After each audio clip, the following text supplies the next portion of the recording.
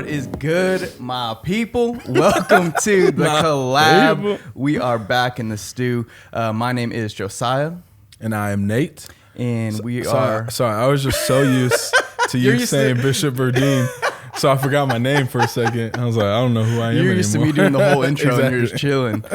Put you on the spot. There you My go. name is what? You are listening to the collab. Thank you so much for tuning in, whether it's on YouTube, Spotify, Apple Music. We appreciate all of your comments, your likes, your subscribes, all that stuff.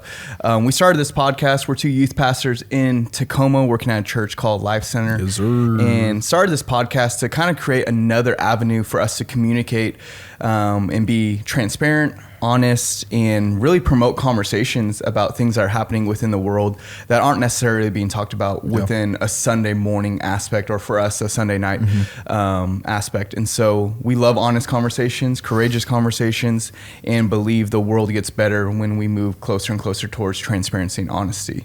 So today, what are we talking about? First off, Joe, I know you said you've been out of the game for a minute podcasting, but that was good. That was like a Time News type of podcast. Anyway, just locked in. Today we're going to talk about, I'm going to ask you questions about youth ministry. So you've been doing, was it 9 years or 10 years? On staff 8 years, but 10 years. 10 years. 10 years in youth ministry. If you don't know, youth ministry across the world, the average lifespan of a youth pastor is 9 months. Did you know that? 9 months. So Josiah is like the oldest youth pastor in Washington, pretty much. He's true. not, but like in Tacoma, like he's top dog around here. But something I didn't tell you I was going to say this, but it's this idea of like giving your flowers now instead of waiting until like you are a lead pastor or senior pastor, something like that.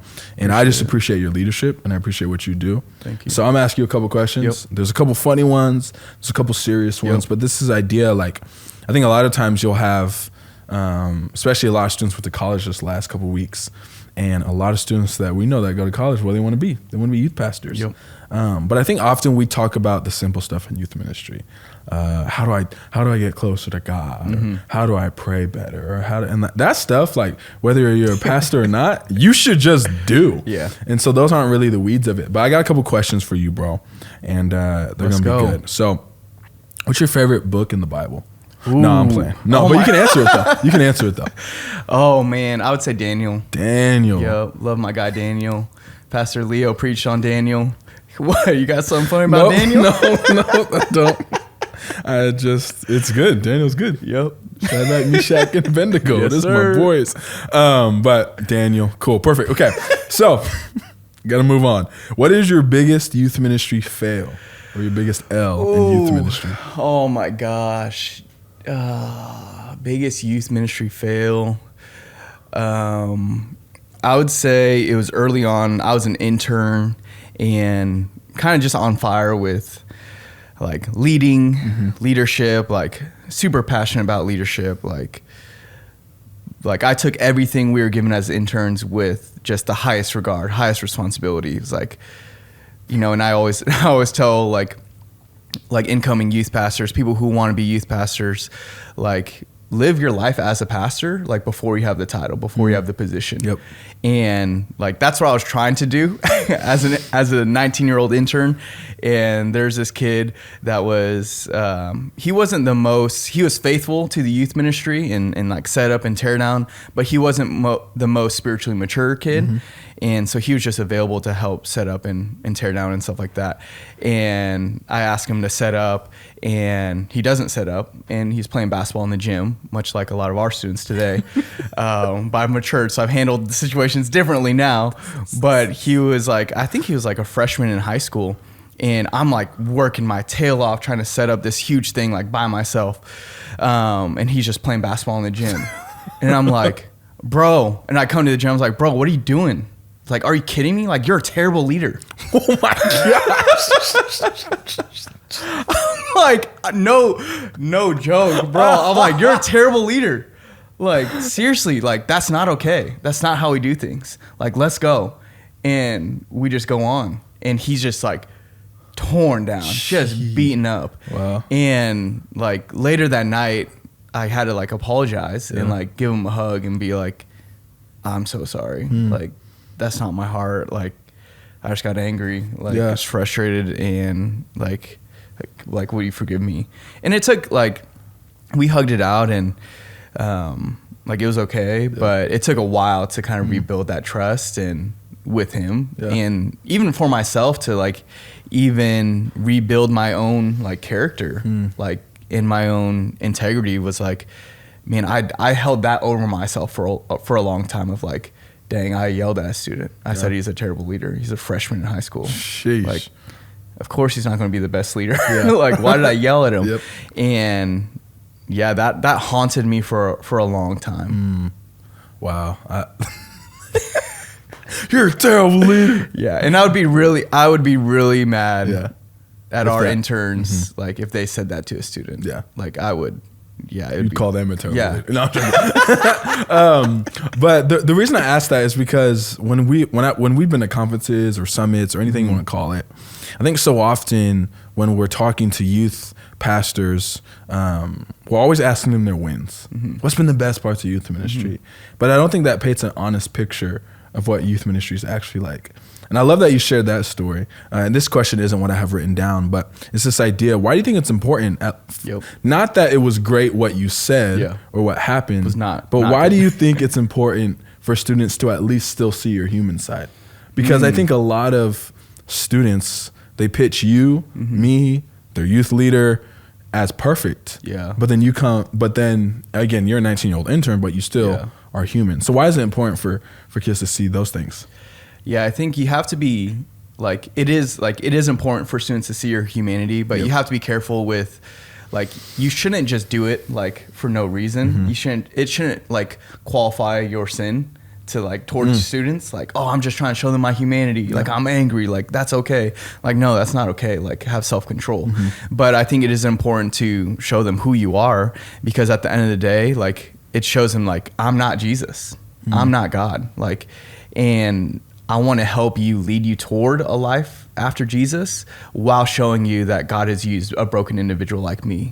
And so if he can use me, if he can use you, he can use them.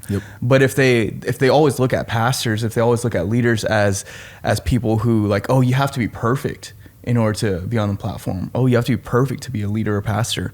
Then they're never going to be able to see themselves as a pastor, because they have their own guilt and shame and sin, and saying like, no, that's going to disqualify me. And I think we do a good job at this within the youth ministry of saying, you are not defined by your sin. Like, your future is not defined by your past, and so on and so forth. But we have to show our students like, hey, this is who I am, like with all my mess, with all my mistakes, and God still uses us. Exactly. God uses broken people to point us toward the perfect Savior, right? And it's crazy. It's a privilege. It's an honor that God uses us in all of our mess. Like, it's wild. But I think the key thing is humility. Like, if you don't have humility mixed with your humanity, then like it doesn't work. Like, you're just giving yourself a right to be a terrible human being. But if you're able to, like, your humanity comes out to some extent, but you're able to come back with humility and apologize and ask for forgiveness from students that you are leading, from leaders you are leading, that makes all the difference.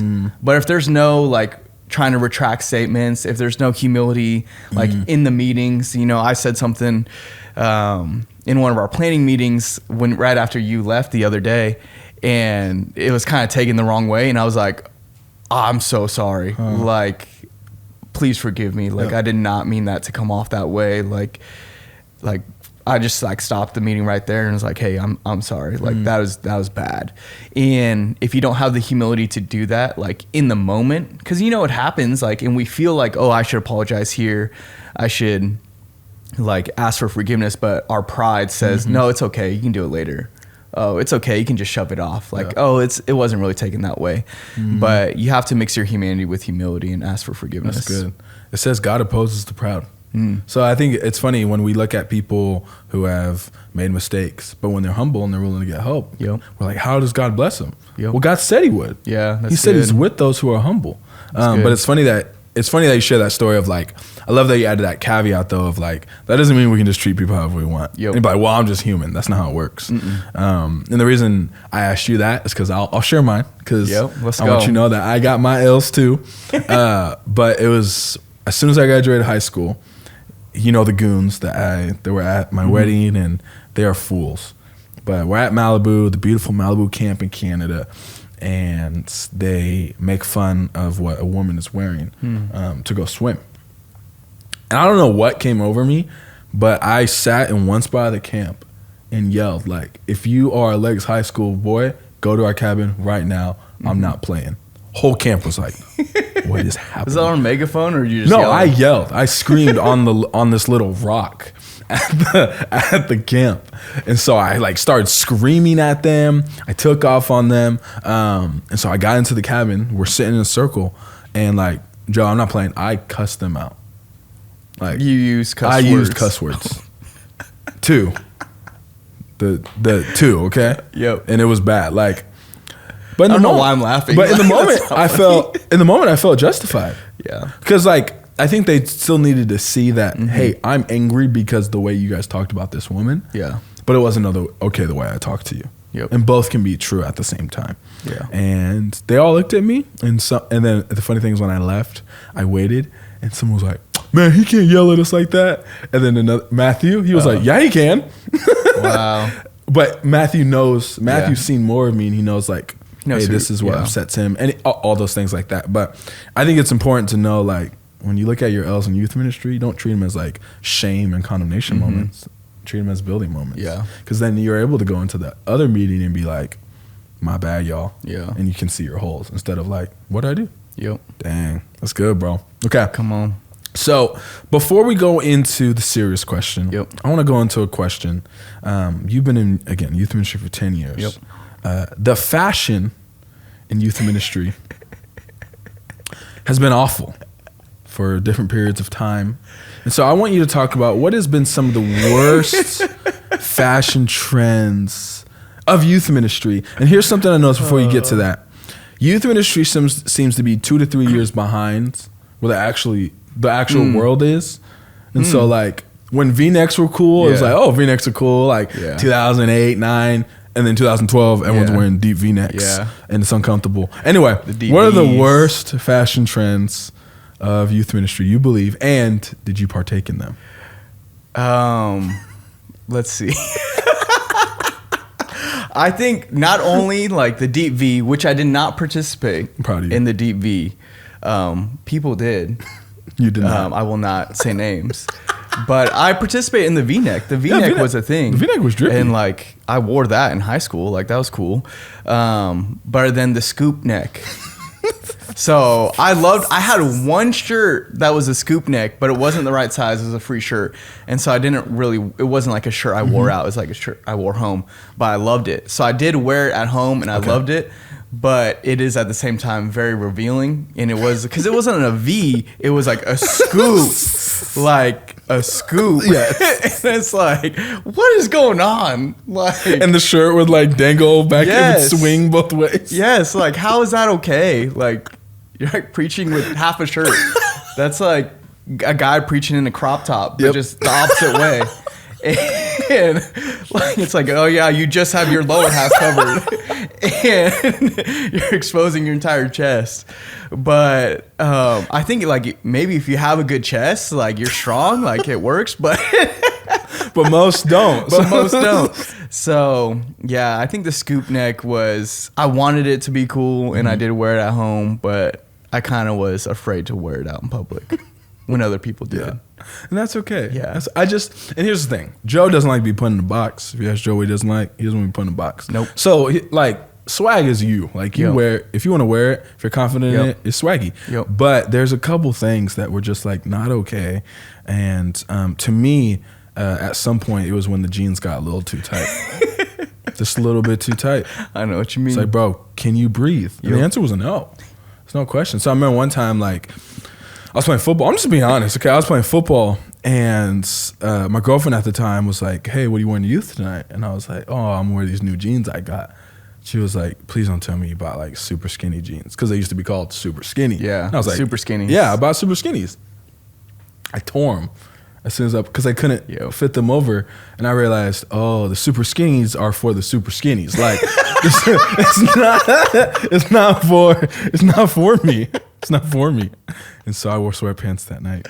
But all they that had to be spray on. They had spray on jeans. That was like a what? That was. It wasn't like you didn't spray them on, but Yeah. like that was the style. That's what it looked like. That's how tight it was. It was like spray on. Wow. Yeah, I could not do that. The circulation though. It's like leg jeggings. Yeah. For guys. I did not participate. And here's the thing. I'm sure there's My jeans were tight, but some bad like female trends, but like I feel like guys blew it way more when it came to. And we're not at liberty to comment on. No, I'm not going to comment on those. We'll bring a guest in and talk about the female trends. That's not my job. But the males blew it every time. I'm like, what? It's funny. I was just talking to a guy, and he was talking about how like people wear like people who never wore Jordans before. As soon as they hop in youth ministry, now they start wearing Jordans. And I'm like, that's a great trend, but some people don't wear them right. And it's just like, it's just bad. I sound super judgmental right now. All I'm saying, don't wear scoop necks. They're not good. They're not holy. Don't do it. But that segue question is into this question, is the idea is what used to work in serving students or in youth ministry? So a decade of youth ministry, what used to work, used to serve, was it more like millennials and like late Gen or early Gen Z, but it doesn't work anymore? If there's anything you could think of where like this works and it's like now you try that with a kid, you try that with a student, it's just not going to work. Dang, that's really good. Maybe I'm a little off here, but I think like you used to be able to tell students things and they just believed it. And like maybe we were like gullible back then. Like, and maybe I think we were more susceptible to believing things without challenging them and without really diving into what those things really mean. Whereas like now, like because of social media, because of the internet, like you could fact check everything. You know more things now as a student, as a 12-year-old than I did as a 12-year-old. Like I didn't get a smartphone until I was 21 years old. Like that was my first smartphone, 21. And so I did my entire middle school and high school without having any access to internet. With what you only had what you had in front of you. Yes. Yeah. It's like I'd have to go to the library or like go on the internet on a computer. I couldn't use my phone. And so I think because of that, like you just believed more things and you did things you were told to, and you didn't have to ask why, you didn't have to have the reasoning, you didn't have to know the heart, and you just did things because you were young and moldable. But I think now, like more than ever, like we have to be transparent with our heart. We have to share why we're doing things. We have to help students like understand like this is the purpose of why you're setting up and tearing down. This is why you should be a leader, why you should serve like Jesus, have a heart of humility. All of these things, we have to explain the why behind it, not just say, hey, do this because I said so. Because they'll do that and they'll cancel you. Like back then, like you didn't have any power to cancel anybody because there was no social media. And so now it's like you got to be... You can't say things you can't say things now that you were able to back then. And so I think that's the biggest shift in youth ministry is like, you got to be super careful with how you treat people, with how you talk to leaders, how you talk to parents, not so much parents because parents really aren't on social media that much, but with students and leaders, because quickly the word will get around about what you said. Way quicker, way faster, like wildfire than back then. Then 10 years ago, it's like you could say stuff and no one would hear about it until like 6 months later. And then you're held accountable. But now it's like you're held accountable in a second. And that's a scary thing. And I know like we take that into account of what we say, and you do a really good job at this. Like you're very like slow to speak, quick to listen. And I think that's necessary in youth ministry now more than ever. And I think like we'll go to youth conferences, we'll go to other conferences and we'll hear youth pastors that are a little older, or we'll hear people who are in next gen ministries who are maybe a generation ahead of us. And we hear how they talk and we're like, you can't talk like that anymore. Right? Like you can't say that anymore. Like if that person is out of youth ministry as they are, and were actually a youth pastor like they used to be, it'd be a wrap in today's time, and they said those things they said on stage at that conference, they'd be canceled. Like their students would go after them. Like, and so you just have to be very careful with what you say now. That is a good. Now I'm thinking about like all the things that came up. I'm guessing, but I think that's huge. Is just be careful with what you say. Yeah. Because you're right. Like I was like, Jesus is real, dope. I never seen him. Cool. Yep. I read Matthew, dope. Like all of it. Just like I just took it as is. Yep. Because you're right. Like when you had to plug in the computer, you got to wait a second, and they were slow and all this different kind of stuff, and T9 phones, all that stuff to be said. Like, but I think you're right. Is you are held accountable. Yeah. And I don't agree that we should like just cancel every human who like says something crazy. But there has been multiple times where me and you are sitting and we're like, can you say that? Yeah. And usually the answer is no. Yeah.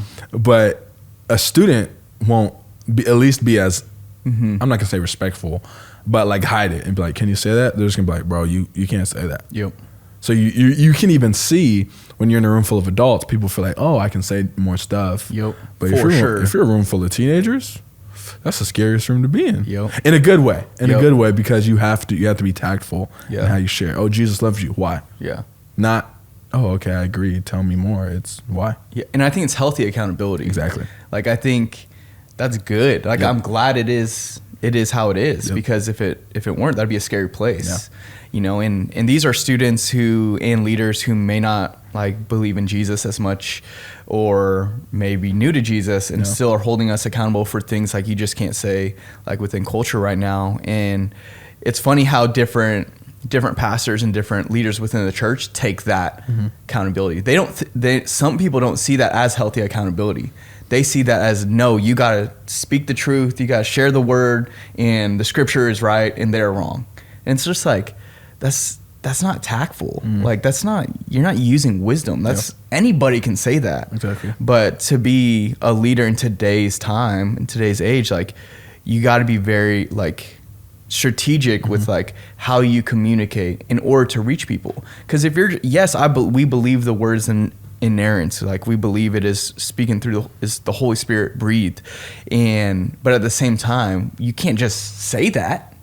You got to use it in such a way where it speaks to students' lives and speaks to their hearts and speaks to where people are at today. Because if you just say, hey, this is the word and that's the word, people are like, cool, I don't believe it. And you're like, what do you do now? Why not? It's the truth. Why not? Yeah. It's the word of God. Yep. Like, it's infallible. Yes, I believe it's infallible.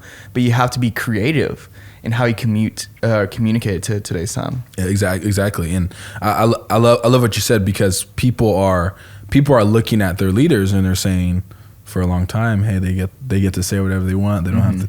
They can do whatever they want. No one cares. But it's funny how usually we're not even trying to quote like cancel people. Yep. We're just saying, hey, you can't say that, and then they go, you're trying to cancel me. Yeah. And that's not how that works. Yeah. The word cancel me is corny anyway. But like I don't believe that we should just write off people because they said something crazy, did something crazy. You know, like. We got to have grace for people. Yeah. That being said, if someone corrects you, take it. Yep. Like, it's okay to move on. But it's funny when I think arrogance sometimes, whether it's on a stage or in a meeting, is kind of cute now. So like it's kind of cute to be like a jerk to people. And it's like, well, I'm just saying this because it's the truth. Yeah, but you're not nice about it. Like there's better ways to say the truth and be kind about it than just like going off on a 12-year-old or a 24-year-old going off on them, and it's just the truth. Because in today's world, you know, Maslow's hierarchy of needs, the top of it is called self-transcendence, which hopefully, you know, we really don't believe in. But we believe that people can transcend and know God. Yeah. They're not going to know God if they don't feel safe, they don't feel met, you don't meet any of these other needs. We're trying to meet the truth need, but they don't even trust us with our word, with our words yet. So what do you think about, because I think as I'm hearing us talk about this conversation, like, what are your thoughts on people thinking, oh, we're just soft now, or these students are soft? Oh, people. You know what I mean? Yeah. Like, oh, we have to be careful for our words. It's like, oh, why aren't you're soft? Or these students are soft. They can't hear the truth. They can't take it how it is. It's like I feel like I hear that, and I at least feel that from some people, of like the way they look at me is like, bro, you're just a baby. Just listen. Just do it. I'm like. No, I'm actually like, I feel like I'm actually being intelligent with challenging what you're saying and not just being offended by it. Yeah, I've heard that a lot. You know, I was just watching a podcast clip, like, oh, these kids are soft these days. And they're like making fun of like this dude called his wife, and he said, like, the barista said, like, that's not your wife, that's your partner, because it's not appropriate to say my wife anymore. Which, like, that is, like, funny to me and corny, but whatever. But, like, I had no idea that was a thing. Yeah, I didn't know that was a thing either. But the soft thing is, we're in a world now where people are realizing their trauma and how it's hurt people. My dad or my family hurt me. They didn't know how to deal with their trauma, with their issues, with their things. And now people are deciding to deal with their trauma, their issues, and their things, and now they're soft. Now they're issues. No, they're just more honest. And so when I decide to correct, like, don't be mad at, that's not soft. I'm actually helping you and me out. Yeah. If we're actually trying to build and grow together, that's it. And so I've heard it on the football field. I've heard it on the I've heard it in sports. I've heard it in theology, and I've heard it for us, right? Like you're saying, like, oh, you're soft. There's been times where, I'm just keep it a buck. Like, there's been friends who are in the LGBTQ community, and instead of me yelling at them and telling them what they can and can't do, I'm actually just going to sit and talk to them for a second. Does that make me soft? No, I don't believe it does. Oh, you're allowing sin. Well, can you give me a second? Like, we're trying to walk through life together. Because I got people who have been soft with me and have had grace with me, and I get to live the life I live today. So I got to have grace and be soft with others. It's like, yes, he's truth. Here's the thing. He's truth and he's grace. But we know people want to swing all truth or swing all grace. And I think there's a better side to be on. And I believe that side is if you inch a little bit more towards grace. That's just me. Not that you ever get rid of truth, but the fact that, oh, this generation's now soft. No, they're seeing trauma. There's words for this stuff now, which isn't your fault. There's just words to it now. There's words to how our parents treated us and why we make the decisions we make and why we do the things we do. And so how does that make me soft if I'm trying to deal with it? You know, at times I've told people, hey, I'm in counseling, and they're like, oh, just pray more. What? I've tried a lot.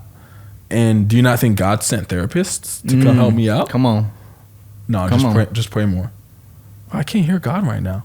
My mind's, it's crazy. I hear all types of things. I'm gonna go talk to someone else to help me with my voice. That's good. And then it's gonna make me lead students better. When I have kids, be a better father, be a better husband, all those different things. So yeah, I think that's corny. Like, you're soft. What's that mean? I love it when you use the word corny. That's corny. I'm like, it's corny. It's corny to say corny. No, okay, I got 2 more questions for you, bro. I don't know which way I want to ask these. So we're gonna do this one. You brought this up the other day, and I'll be honest with you, when you said it, I was like, that's the dumbest thing I ever heard. I thought it. I thought it. But then you explained it, and I was like, okay, that's good. But I'm interested now. You were in this cohort thing, and you basically heard that not everyone in youth ministry and that leads in youth ministry has to love kids. And when I heard that, I come from like a Young Life background, so I was like, bro, yes, you do. And then, like, I went to this event the other day, and there were some people who were like, do I have to love kids? They asked the question. They're like, no.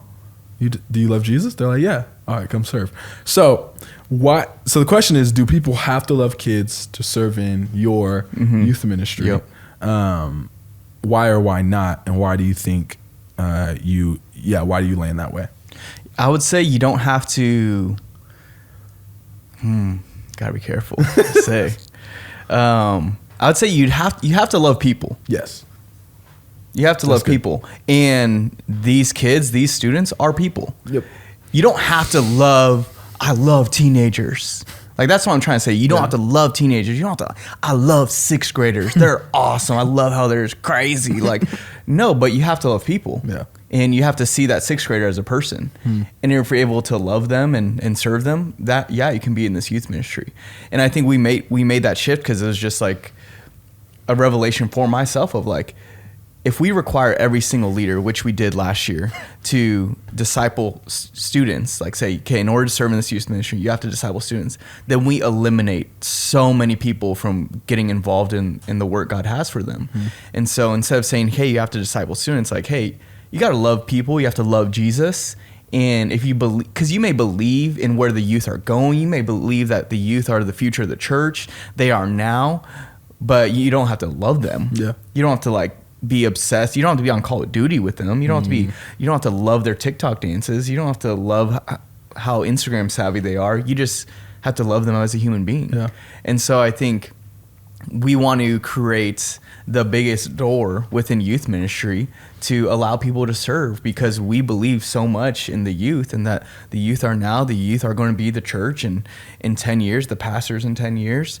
And like, in order for that to happen, we need an army to help build them up. And if we start like making like, okay, you have to love the sixth graders, you have to be on TikTok, you have to love Xbox, you have to know how to do this in order to serve in the youth ministry. It's like, it's going to be you and me left. Yeah. Like, and so I think it was me humbling my own philosophy and methodology on youth ministry and being like, you know what? Like, I was wrong. Like, we have to open the door wider and to allow a 50-year-old, 65-year-old parent or grandparent to be like, hey, I may not be obsessed with teenagers, but I believe in them. Yeah. And I will show up and I will love them where they are and help you figure out how do we get them to a better place. Yeah. I might cook some steak, because that's what 50-year-olds plus love. I'll cook for your kids. Cook for you, bring food. Hang out with them. Clean up. Yep. I'm not going to be on stage like, Nike dunks. Like, I'm not going to do that, but I'll come early. I'll be security, be in the background, do your media, come in, come out. Like, maybe nobody knows that person as much, but they're there serving and they love the Lord. That's huge. This course I'm in right now is talking about this idea of people are looking for purpose, and they'll go to anything to find it. Yep. And I think it's funny, like, sometimes when you said that, I was like, nah, bro, they gotta love kids. But then I'm like, no, you're helping people find purpose. Yep. So maybe they don't love seventh graders, but they're like, man, you know, I think my job is to serve these students right now. I'm gonna just do this right now. Yep. And they find purpose. Yeah. And so I think that's super cool. All right, last question for you, bro. So again, another thing that I think is corny when you're at conferences is it's weird, but it's like an accolade competition. How many students you got? Yeah. How many baptisms have you done? I know that question never comes up, but it's just like, it's a stat thing. Like, we're NFL quarterbacks or something. Yeah. It's like, oh, how big's your youth ministry? Who cares? You know what I'm saying? I don't care if you got 4 kids. How you doing? You know what I mean? Like, those different things. And so, and it's always, I find, when the leadership talks happen and all these things happen, I'm not saying they're not good all the time, but I'm saying a lot of times when they happen, it's what can you work on and what can you do to make the youth ministry better.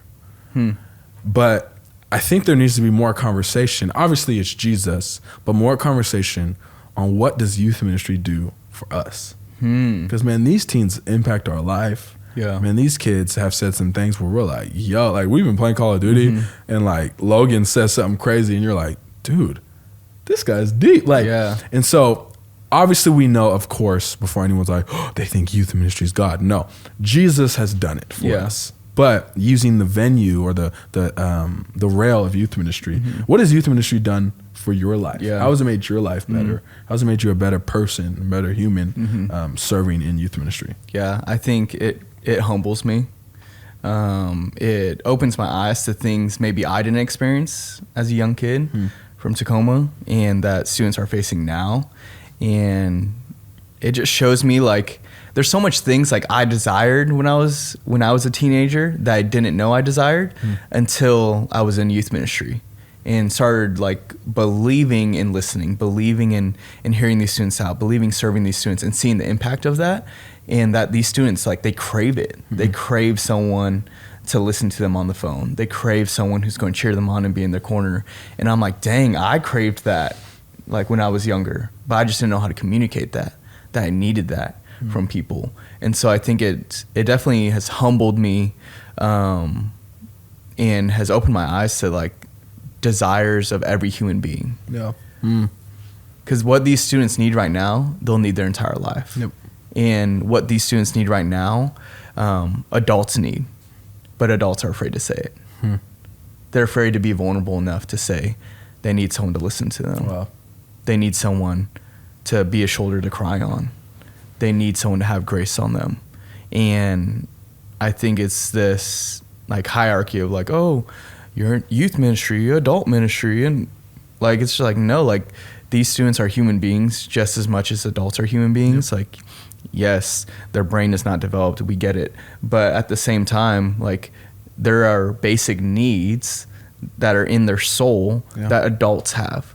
And it's opened my eyes to how to care for human beings when I see these students. Because these students are vulnerable. These students will, like, you build trust with them, they'll open up. And they'll say stuff that you're like, why'd you, like, bro, you're crazy for saying that to me. Like, but you're like, dang, like we've established that relationship on trust, and they're willing just to expose themselves and open up themselves to where you may be shook by it or thrown off, but like that's within every single human being. And so like, I love it. I think it makes me a better man. It makes me a better leader by leading students. Cause I think if you never like figure out how to lead kids, how to lead students, how to lead that demographic, then you're missing a lot of the human race and how to actually be tactful and lead people with wisdom. Because you're discounting so many different emotions, so many different things they're saying, so many different things they're going through, which adults are going through the same thing. And the stat, right, is if a person doesn't know Jesus by 17, it's very like it's harder for to get them to know Jesus. And so I love what you said, and that's what I appreciate about you, bro. Is like I've been, again, 24, but I've been in different youth ministries or conferences or whatever, and it's a stepping stool. We treat 14, 15, 16-year-olds as a stepping stool to be an associate, to be a lead, to be a senior, and that's obviously how it works, but we treat them like that. One of the biggest lessons I taught was a guy asked me what I wanted to do, and I was like, oh, I want to be a youth pastor, and one day I'll be a senior pastor. And he was like, don't ever say that ever again. I was like, dude, what? We knew each other for like 2 days, and he was like, don't ever treat it as a stepping stool. It's the most important thing, because that's the thing you're doing right now. It changed my life, and so that's what I appreciate about you, because I'm like, bro, you got the skills, you got it. But you what's in front of you is the most important thing. And so I appreciate that, bro. So thank you. I want to give you your flowers, man. Come on. And I appreciate it. So really, this podcast is going to go on YouTube, but this is me learning, taking notes, so I can be a better man, a better youth pastor. Come on. I appreciate it. Yes, sir. Well, is that a take? That's the take right there. Come on. The COLLAB podcast. Thank you guys so much for listening. Bishop Burdine on the track. Pastor Joe. Follow us. Subscribe. Rate, review, like, comment. Seriously, like comments. I love the comments that are coming through on YouTube, because it's not just like encouragements, but it's also just like, hey, things we can do better, things that challenge us, things that are like, whoa, that's kind of wild, but we'll take it. But as always, 5-star review. We love it. Only. Thank you. Only 5-star only. We love you guys. We'll see you next time. Peace. Nice. Awesome. Boom. How long was that?